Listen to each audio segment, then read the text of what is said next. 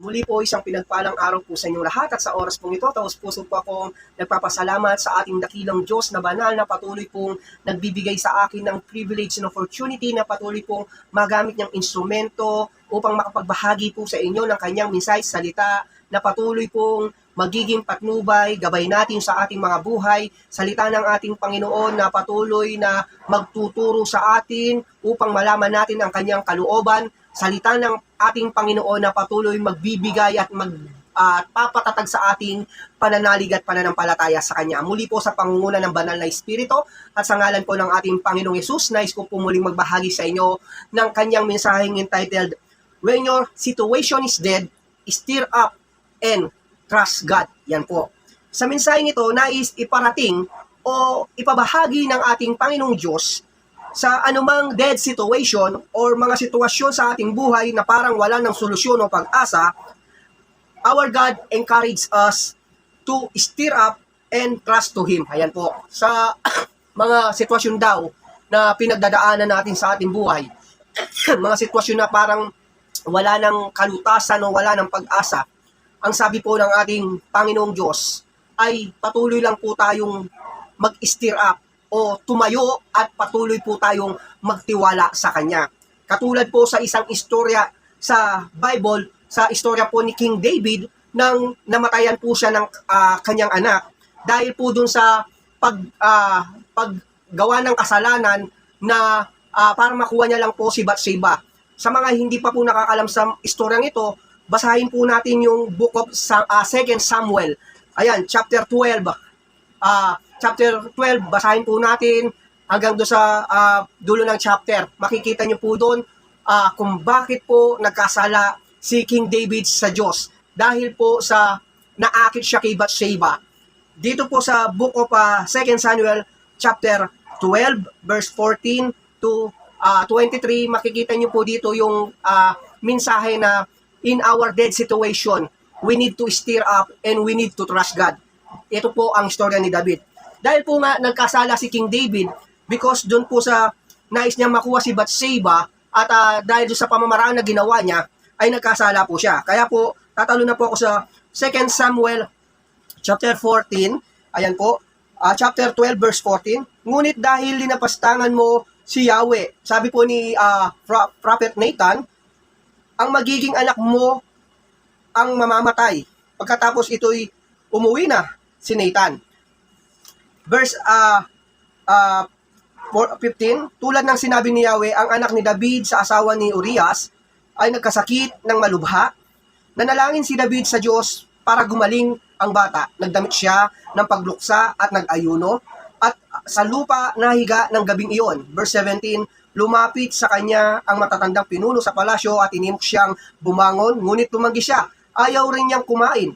Pagkalipas ng 6 na araw, namatay ang bata. Hindi nila ito masabi kay David sapagkat iniisip nilang lalo silang hindi papakinggan nito at sa halip ay gumawa ng marahas na akbang. Verse 19, nakita ni David na nagbubulungan ng mga alipin kaya naghihinala siyang patay na ang bata. Patay na ba ang bata? Tanong niya. Patay na nga po, kamahalan. Sagot naman nila. Verse 20, pagkarinig nito, bumangon si David, naligo, nagbihis, pumasok siya sa bahay ni Yahweh, nagpatira pa at nanalangin. Pagkatapos, umuwi siya at humingi ng pagkain. Ano po daw ginawa ni King David nang marinig niya pong patay na yung malubhang may sakit na anak niya?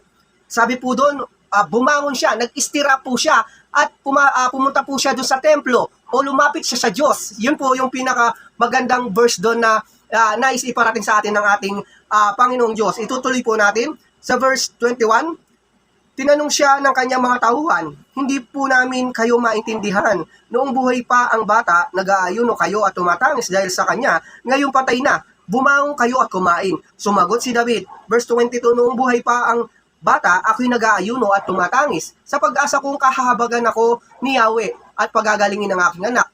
Verse 23, ngayon patay na siya, bakit pa ako mag-aayuno? Maibabalik ko pa ba ang kanyang buhay? Balang araw, susunod ako sa kanya, ngunit hindi siya makakabalik sa akin. Ayan po, napaka gandang istorya po sa Book of Samuel. Di ba? Sabi po ni King David sa patapos na verse, sabi niya, bakit po pa daw siya mag-iisip? Di po ba? Kumbaga, patay na eh. Patay na ang kanyang anak. Hindi na maibabalik muli sa kanya.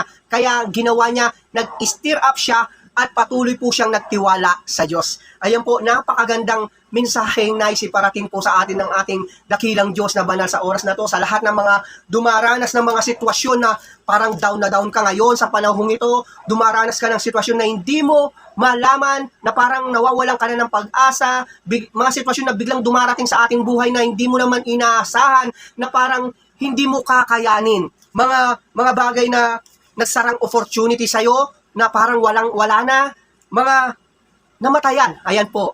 Ito po ang encourage ng ating Panginoon Diyos sa atin.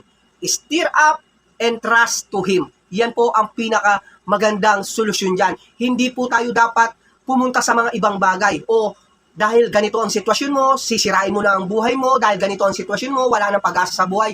Hindi po.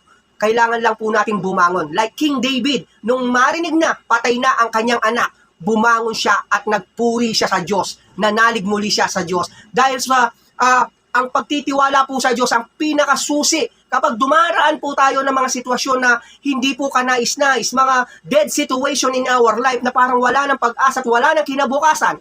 Ang tanging sandata at ang tanging susi lamang po dito ay ang pagtitiwala sa Diyos. Ganito po ang ganito po ang pangako ng Diyos sa mga taong nagtitiwala sa Kanya sa Book of Isaiah chapter 40 verse 31. Napakagandang pangako po ito ng ating Panginoong Diyos sa mga taong magtitiwala sa Kanya.